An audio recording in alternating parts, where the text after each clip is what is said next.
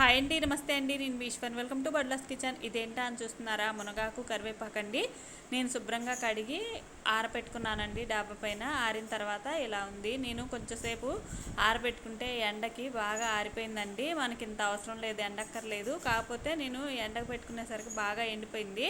కానీ టేస్ట్ మాత్రం అద్భుతంగా ఉందండి. మునగాకు మనకి అవిసె గింజలు, కరివేపాకు హెల్త్కి చాలా మంచిదండి. అవిసె గింజలు గుండెకి చాలా మంచిది. షుగర్ ఉన్నోళ్ళు కానీ, హార్ట్ పేషెంట్స్ కానీ మనం ఎవ్వరమైనా తినొచ్చండి, అంత మంచిది అవిసె గింజలు. సున్నుండలు చేసినప్పుడు కూడా చక్కగా అవిసె గింజలు వేసుకొని చేసుకుంటే చాలా మంచిది. ఇప్పుడు ముందుగా మునగాకు, అలాగే కరివేపాకు, ఎండుమిర్చి ఒక 40-30 అండి. మనం తినే కారాన్ని బట్టి 1 స్పూన్ మెంతులు, 1 నిమ్మకాయ సైజ్ అంతా చింతపండు అండి.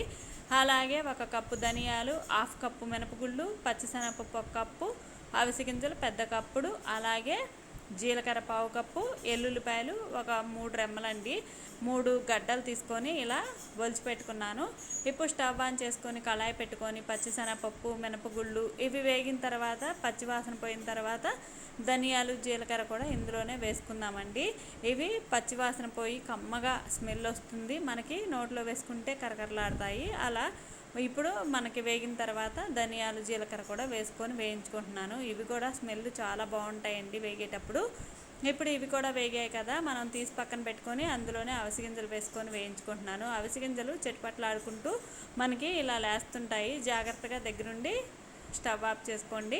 ఇప్పుడు అవి కూడా తీసి పక్కన పెట్టుకొని 3 స్పూన్లు నూనె వేసుకొని, ఎండుమిర్చి వేసుకొని, అలాగే 1 స్పూన్ మెంతులు వేసుకొని వేయించుకొని తీసి పక్కన పెట్టుకుందాము.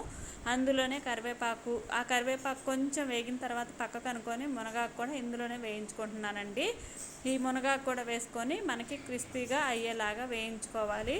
అప్పుడు మనకి కారపొడి చాలా టేస్టీగా ఉంటుందండి. పచ్చివాసన అనేది లేకుండా వేయించుకోవాలి. చూసారా, ఇలా క్రిస్పీగా అవ్వాలి. ఇప్పుడు స్టవ్ ఆఫ్ చేసుకొని పక్కన పెట్టుకుందామండి. ఇప్పుడు ఇవన్నీ చల్లారబెట్టుకున్నాం కదా, అవిసె గింజలు, ధనియాలు, పప్పులు అన్నీ, జీలకర్ర అన్నీ వేసి ఒకసారి అయితే ఇలా బరకగా గ్రైండ్ చేసుకొని, నేను ముందుగా వేయించుకున్న కళాయిలో కొంచెం నూనె ఉంటుంది కదా, అందులోనే ఈ పౌడర్లన్నీ వేశాను. తర్వాత ఎండుమిర్చి, నిమ్మకాయ సైజ్ అంత చింతపండు, ఎల్లుల్లిపాయలు అన్నీ వేసి, ఉప్పు వేసి మిక్సీ పట్టుకొని అందులోనే కరివేపాకు, మునగాకు ఇది కూడా వేసి మిక్సీ పట్టుకున్నాను. ఇప్పుడు ఇదంతా మనం ముందుగా పట్టుకున్న పౌడర్ల మిశ్రమం ఉంది కదా, కళాయిలో వేసుకున్నానని చెప్పాను కదా, అందులోనే ఇప్పుడు ఈ కరివేపాకు, మునగాకు మిశ్రమం, ఎండుమిర్చి అంతా వేసేసి చక్కగా కలిపేసుకోవాలి. ఇప్పుడు ఎంత కలిసిపోయింది కదండి, చూసారా? మునగాకు కారం రెడీ అయిపోయినట్టే. టిఫిన్లోకి, అన్నంలోకి చాలా టేస్టీగా ఉంటుంది. ఒకసారి మీరు కూడా ట్రై చేయండి.